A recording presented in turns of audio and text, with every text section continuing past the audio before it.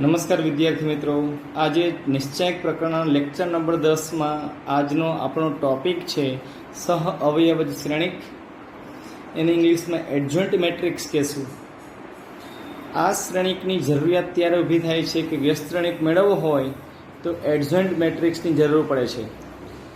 જૂના પ્રકરણમાં એટલે કે શ્રેણિક પ્રકરણમાં આપણે વ્યસ્ત શ્રેણિક શીખી ગયા છીએ. એ વ્યસ્ત શ્રેણિક આપણે પ્રાથમિક હાર પ્રક્રિયાથી શોધતા હતા. શેની મદદથી? પ્રાથમિક પ્રક્રિયા. હવે પ્રાથમિક પ્રક્રિયા બે રીતે કરતા, આપણે હારથી પણ કરતા અને સ્તંભની મદદથી પણ કરતા હતા. આ આપણું ચેપ્ટર નંબર 3 હતું. અત્યારે વ્યસ્ત શ્રેણિક મેળવવાનો છે, પણ એ કોઈ સૂત્રની મદદથી મેળવવાનો છે. એ સૂત્રની મદદથી મેળવતા પહેલાં આપણે સહ અવયવજ શ્રેણિકની વ્યાખ્યા જાણવી જરૂરી છે. તો મિત્રો, સહ અવયવજ શ્રેણિક આપણે એક ઉદાહરણથી સમજીએ. ધારો કે એ બરાબર કોઈ શ્રેણિક આપણે લેવો છે. શ્રેણિક આપણે વ્યાપક ફોર્મમાં લઈ જ છીએ. A11, A12, A13 આ પહેલી હાર છે. એ જ રીતે બીજી હારમાં A21, A22, એ જ રીતે ત્રીજી હારમાં A31, A32 અને A33. હવે આ શ્રેણિક એ છે, એનો આપણે સહ અવયવજ શ્રેણિક મેળવવો છે. સહ અવયવજ શ્રેણિક એનો સિમ્બોલ આપણે એના સ્પેલિંગ ઉપરથી જ છે, ADJA. એનો અર્થ એમ કે એડજોઇન્ટ એ બરાબર. એ લખવો હોય તો કેવી રીતે લખી શકીએ? તો સૌપ્રથમ મિત્રો, બધા જ ઘટકોના આપણે સહ અવયવ મેળવવા પડે. સહ અવયવ એટલે ધારો કે આ ઘટકનો સહ અવયવ શોધવો હોય તો કેપિટલ A11. એ જ રીતે બધા ઘટકના શોધીશું અને એનો પરિવર્ત શ્રેણિક લખવાનો છે. ધારો કે જે હાર છે એને આપણે સ્તંભ બનાવી દઈશું. તો એ પ્રમાણે સહ અવયવ શ્રેણિક લખીએ તો થશે, પહેલી જે હાર છે એના માટે પહેલો સ્તંભ બનાવી દઈશું, પણ સહ અવયવવાળો શ્રેણિક લખવાનો છે. A11. એ જ રીતે બીજા ઘટકનો સહ અવયવ શોધવાનો છે અને સ્તંભમાં લખવાનો છે, A12. અને એ જ રીતે A13. આ આપણો પહેલો સ્તંભ તૈયાર છે. એ જ રીતે બીજી હારના સહ અવયવ શોધીશું અને એને સ્તંભમાં લખશું, કેમ કે પરિવર્ત શ્રેણિક લખવાનો છે. તો લખશું A21, A22 અને A23. આ રીતે ત્રીજી હારના ઘટકોના સહ અવયવ શોધીશું અને ત્રીજા કોલમમાં લખશું. તો A31, A32 અને A33. આ એનો સહ અવયવજ શ્રેણિક છે. તો આ રીતે મેળવી શકાય. તો હવે આપણે વ્યાખ્યા લખી. ધારો કે એ બરાબર શ્રેણિક AIJ N/N. એનો અર્થ એમ કે ચોરસ શ્રેણિક છે. મિત્રો, ચોરસ શ્રેણિક હોય તો જ એનો સહ અવયવજ મળે. એટલે સૌપ્રથમ આપણે લખેલું છે કે ધારો કે એ બરાબર શ્રેણિક AIJ ચોરસ શ્રેણિક છે. ઘટક AIJ ના સહ અવયવો કેપિટલ AIJ. એના માટે શ્રેણિક AIJ પણ સહ અવયવથી બનતો શ્રેણિક N/N ના પરિવર્ત શ્રેણિકને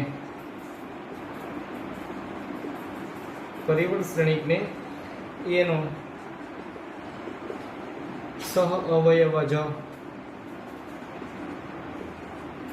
શ્રેણિક કહેવાયો.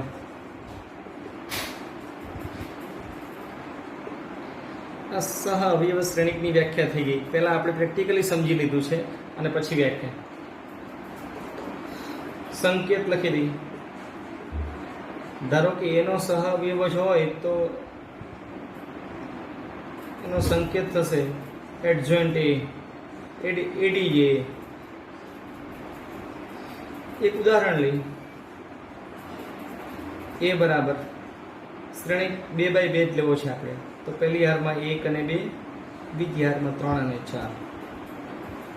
તો મિત્રો, આ શ્રેણિકનો આપણે સહ અવયવ જ મેળવવા માટે બધા જ ઘટકોના સહ અવયવ મેળવવા જરૂરી છે. તો આપણે સૌપ્રથમ એકનો સહ અવયવ મેળવી. તો એકનો સહ અવયવ એટલે કેપિટલ A11 કહેશું. નિશાની આપને આવડી ગઈ છે, નિશાની પ્લસ આવશે. એકનો સહ અવયવ એટલે એક વાળો સ્તંભ અને એક વાળી હાથ દૂર કરશું તો જવાબ આવશે 4. એ જ રીતે A12 એટલે બે વાળા ઘટકનો પણ નિશાની પહેલા લખશું, નિશાની થશે માઇનસ, એનો જવાબ થશે -3. એ જ રીતે A21 એટલે 3નો પહેલા નિશાની લખશું 2 + 1 એટલે નિશાની માઇનસ થશે.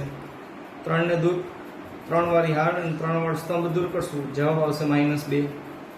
એ જ રીતે A22 નિશાની પહેલા લખશું, નિશાની તો +4 વાળી હાર અને 4 વાળો સ્તંભ દૂર કરશું એટલે જવાબ આવશે 1.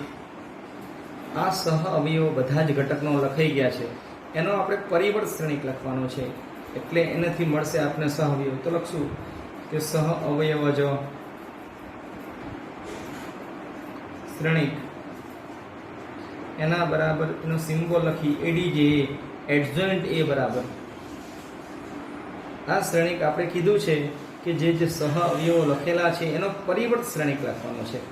તો પહેલી જે હાર છે, આ હારના સહ અવયવ એને આપણે સ્તંભ બનાવી દઈશું એટલે 4 અને -3.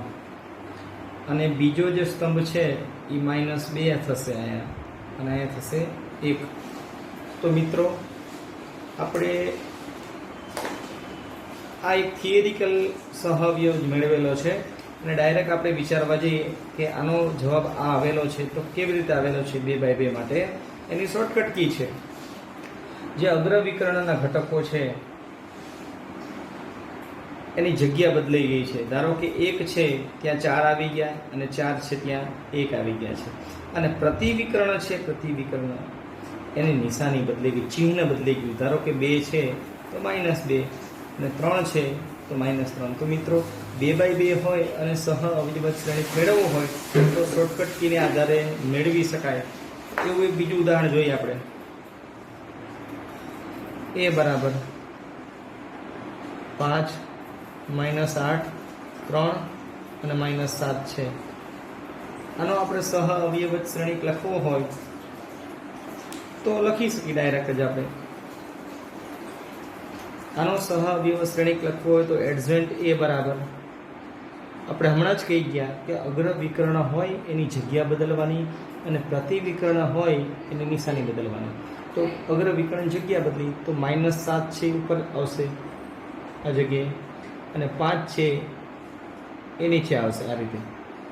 અને પ્રતિવિકર્ણ છે એની નિશાની બદલવાની. નિશાની એટલે -8 છે તો ત્યાં +8 થશે અને 3 છે ત્યાં -3 થશે. તો આ રીતે આપણે સરળતાથી મેળવી શકીએ.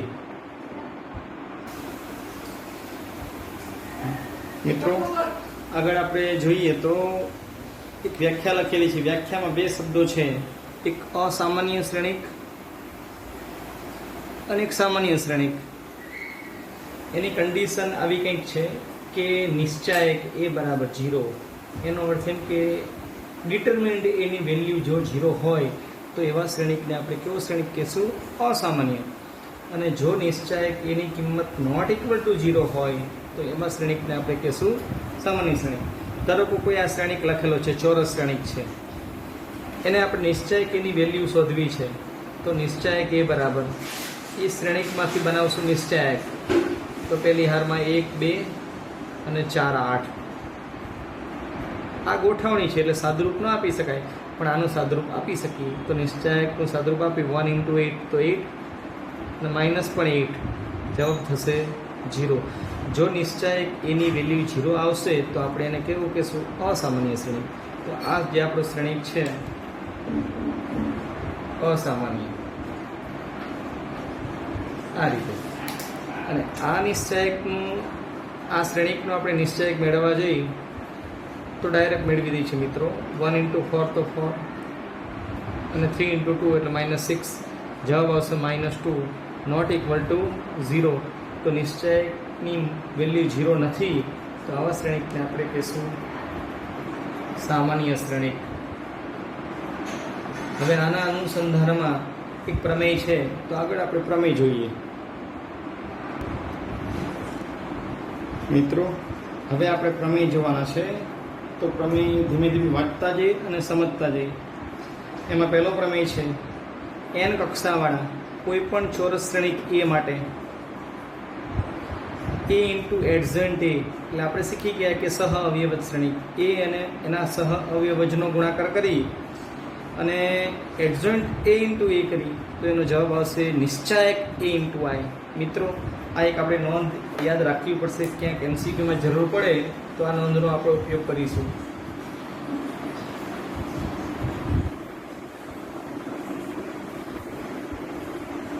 આ નોંધના આધારે બીજા એક્ઝામ્પલ સ્વાધ્યાયમાં આપેલા છે, એ પણ આપણે જોશું.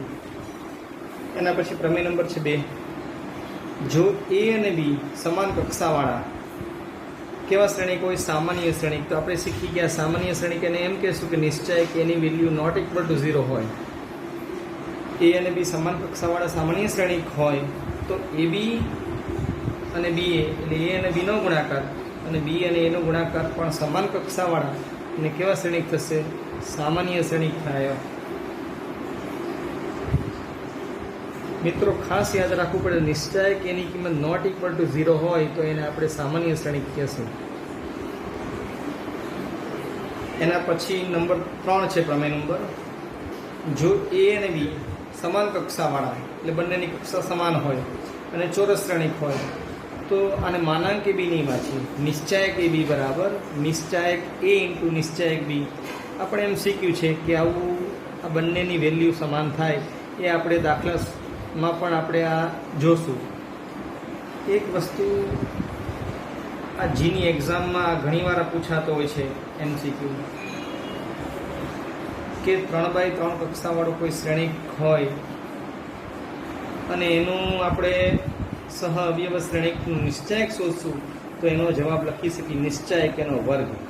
એનો અર્થ એમ કે એની કક્ષા 3 હતી એટલે નિશ્ચયક એનો વર્ગ આવે છે. વ્યાપક રીતે લખેલું છે વાક્ય, n કક્ષાવાળા શ્રેણિક માટે નિશ્ચયકનું સહ અવયવજનો આપણે નિશ્ચયક શોધવો હોય તો એના જવાબમાં આપણે મિત્રો આના આધારે આપણે 3x3 હતો તો નિશ્ચયક એનો વર્ગ આવે છે. તો અહીંયા આપણે લખી શકીએ કે નિશ્ચયક એની ઘાતમાં n કક્ષા છે તો એનાથી એક કક્ષા ઓછી આવે તો થશે n-1. એટલે આ રીતે મિત્રો આ MCQ યાદ રાખશું. એડજન્ટ એનો નિશ્ચયક હોય તો નિશ્ચયક એનો વર્ગ. અને છેલ્લો પ્રમેય છે, જો કોઈ ચોરસ શ્રેણિક એને વ્યસ્ત શ્રેણિક હોય, એ છે એનો શું મળતો હોય? વ્યસ્ત શ્રેણિક હોય તો અને તો જ, એટલે આવશ્યક અને પર્યાપ્ત શરતની વાત છે, હોય તો અને તો જ એ કેવો શ્રેણિક છે? સામાન્ય શ્રેણિક છે. આ વ્યાખ્યા આ પ્રમેયનો આપણે વારંવાર ઉપયોગ કરશું. એટલે આ છેલ્લું પ્રમેય એમ કહેવા માંગે છે કે એનો વ્યસ્ત શ્રેણિક મળે છે. એનો અર્થ એમ કે એ ઇન્વર્સનું અસ્તિત્વ છે. એ ઇન્વર્સનું અસ્તિત્વ હોય તો એ શ્રેણિક કેવો હશે? તો સામાન્ય હશે. એનો અર્થ એમ કે નિશ્ચયક એની વેલ્યુ 0 હશે નહીં. બીજી રીતે સમજીએ કે નિશ્ચયક એની વેલ્યુ 0 નહીં હોય તો કોનું અસ્તિત્વ હશે? તો એ ઇન્વર્સનું અસ્તિત્વ હશે. એના માટેનું એક સૂત્ર લખેલું છે. આપણે ચેપ્ટર 3માં વ્યસ્ત શ્રેણિક મેળવતા હતા પણ પ્રાથમિક પ્રક્રિયાની મદદથી હતું અને અત્યારે જે મેળવી છે કોની મદદથી? સૂત્રની મદદથી. તો સૂત્ર લખેલું છે કે એનો વ્યસ્ત શ્રેણિક એ ઇન્વર્સ બરાબર 1 નિશ્ચયક એ ઇન્ટુ એડજન્ટ એ. તો આપણે કીધું હતું કે સહ અવયવ શ્રેણિકની જરૂર પડે છે. આમાં એક ખાસ વેલ્યુ છે કે છેદ 0 ન હોવો જોઈએ. એનો અર્થ એમ કે આ એ છે એ સામાન્ય શ્રેણિક હોવો જોઈએ તો જ એનો વ્યસ્ત શ્રેણિક મળે. મિત્રો, તો આપણે આ મુદ્દો શીખવા માટે એ ઇન્વર્સનું સૂત્ર યાદ રાખવું પડશે. મિત્રો, હવે આપણે સ્વાધ્યાય 4.5માં એક્ઝામ્પલ્સ 9ની આપણો વ્યસ્ત શ્રેણિક શોધવો છે. તો સૌ પ્રથમ જે રકમ આપેલી છે એને આપણે ધારી લીધો છે નિશ્ચયક એ બરાબર. હવે વ્યસ્ત શ્રેણિક શોધવાનું કીધું છે તો આપણે સૂત્રની મદદથી શોધવાના છીએ. તો પેલું સૂત્ર યાદ કરી લઈએ. એ ઇન્વર્સ બરાબર 1 નિશ્ચયક એ ઇન્ટુ એડજન્ટ એ. તો વિદ્યાર્થી મિત્રો, સૌ પ્રથમ આપણે એ ચેક કરવું જરૂરી છે કે મિત્રો વ્યસ્ત શ્રેણિક શોધવા માટે સૌ પ્રથમ નિશ્ચયક એની વેલ્યુ શોધીશું. તો નિશ્ચયક એ બરાબર ડાયરેક્ટ સાદુરૂપ આપશું તો 2 ઇન્ટુ નિશાની આપણે 2 ઇન્ટુ -1 -0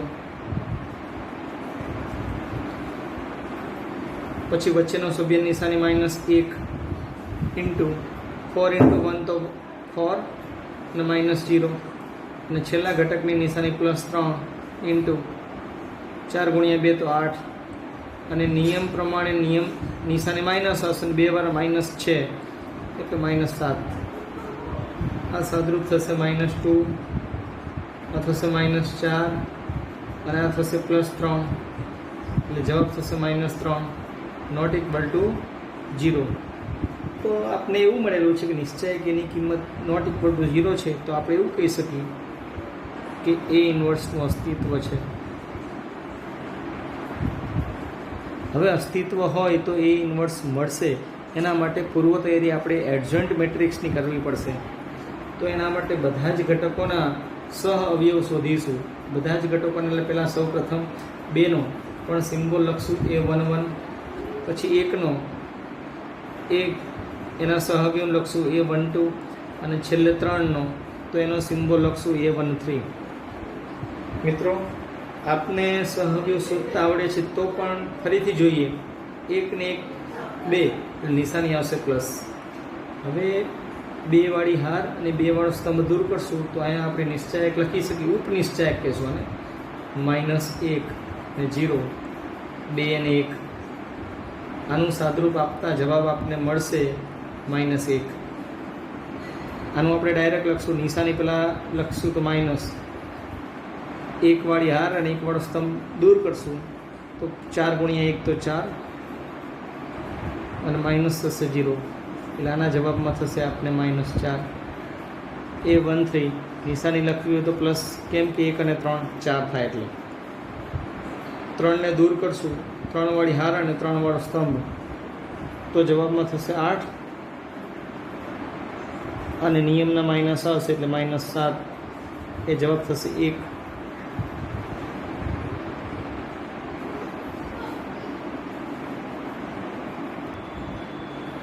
આગળ A21 શોધીશું, A22 અને A23. આ જ રીતે મિત્રો શોધવાનું એટલે સ્પીડ આવી જાય આપને. 2 ને 3 નિશાની માઇનસ આ ઘટકનો લખી છે એટલે એ હાર અને એ સ્તંભ દૂર કરશું તો ગુણાકાર 1 -6 એટલે જવાબ થશે +5. પછી A22 નિશાની પહેલાં લખશું તો +22 એટલે -1નો લખી છે તો 2 ઇન્ટુ 1 તો 2 અને +21 થશે. 21 2 23 એટલે 21 ને 2 23. છેલ્લે A23 નિશાની લખશું તો માઇનસ, આ ઘટકનો લખશું 0નો એટલે જવાબમાં થશે 4 સાદરૂપમાં અને +4 +7. 7 ને 4 11 એટલે જવાબ થશે -11. એ જ રીતે A31 શોધશું. A31નું સાદરૂપ આપશું એટલે -7નો શોધીશું, એનો જવાબ મળશે આપણે 3. પછી A32 એ પણ મિત્રો શોધી શકાય, એનો જવાબ આવશે 12. અને A33 શોધશું અને એ ફરીથી શોધી લે આપણે નિશાની પ્લસ, આનો આપણે શોધવો છે તો થશે -2 અને -4 એટલે -6 થશે. આ બધા જ ઘટકોના સહઅવયવ શોધાઈ ગયા છે. હવે આપણે લખવા જઈશું એડજન્ટ મેટ્રિક્સ. તો એડજન્ટ એ બરાબર, મિત્રો આમાં ખાસ ભૂલ થશે એ ધ્યાન રાખવું પડશે. જે આપણે સહઅવયવો શોધેલા છે એ હારના શોધેલા છે, પણ એનો પરિવર્ત શ્રેણિક લખવાનો છે એટલે આપણે સ્તંભમાં લખશું. તો સૌ પ્રથમ -1, આ -4 ને સ્તંભમાં નીચે જ લખશું -4 અને છેલ્લે 1. પછી બીજા સ્તંભમાં 5, 23 અને -11. પછી ત્રીજા સ્તંભમાં લખશું 3, 12 અને છેલ્લે -6. આ આપણો એડજન્ટ મેટ્રિક્સ છે. છેલ્લે આપણે શોધવાનું કીધું છે એનો વ્યસ્ત શ્રેણિક. તો લખી દઈએ કે એ ઇન્વર્સ બરાબર એનું સૂત્ર પહેલાં લખશું 1 નિશ્ચયક એ ઇન્ટુ એડજન્ટ એ. તો આની કિંમત મૂકતા જઈએ તો 1 માનાંકમાં એની આ નિશ્ચયક એની જ કિંમત તૈયાર જ છે કે -3 અને એડજન્ટની કિંમત મૂકી -1 5 3 -4 23 અને 12 છેલ્લે 1 -11 અને -6. તો આ આપણો જવાબ છે કે એનો વ્યસ્ત શ્રેણિક આટલો મળશે. આ નિશાની અંદર પણ બધા જ ઘટકોને આપી શકાય. તો મિત્રો આ રીતે કોઈ શ્રેણિક આપેલો હોય તો વ્યસ્ત શ્રેણિક આ રીતે શોધી શકાય.